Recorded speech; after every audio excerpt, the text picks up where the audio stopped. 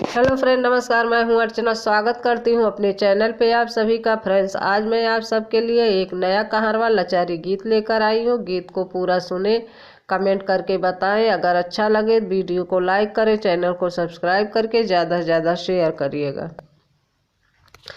रंग बिना एड़िया कलाई बिन कंगनवा हो देवरवा बीनना, हो देवरवा बीनना। सुनी लागत ससुरवा देवरवा बीनना, सुन लागत ससुरवा देवरवा बीनना।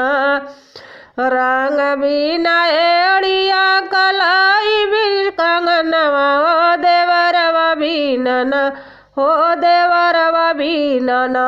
सुन लागत ससुरवा देवरवा बीनना, सुन लागत ससुरवा देवरवा बीनना। माते पिता के बिन नैहर सुन लागे हो बीरनवा बीनना, हो बीरनवा बीनना।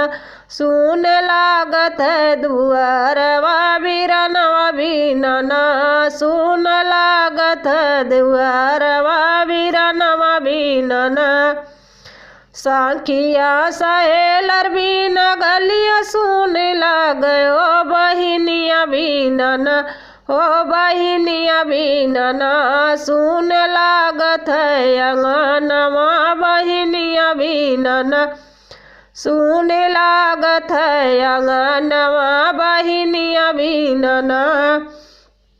एकरे बलम बीन सुनी रस जरिया ललनवा बीनना, ए ललनवा बीनना। सुन लागत भवनवा ललनवा बीनना, सुन लागत भवनवा ललनवा बीनना।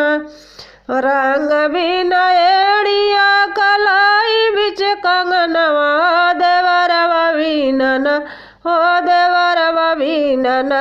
सुन लागत ससुरवा देवरवा बीनना, सुन लागत ससुरवा देवरवा बीनना।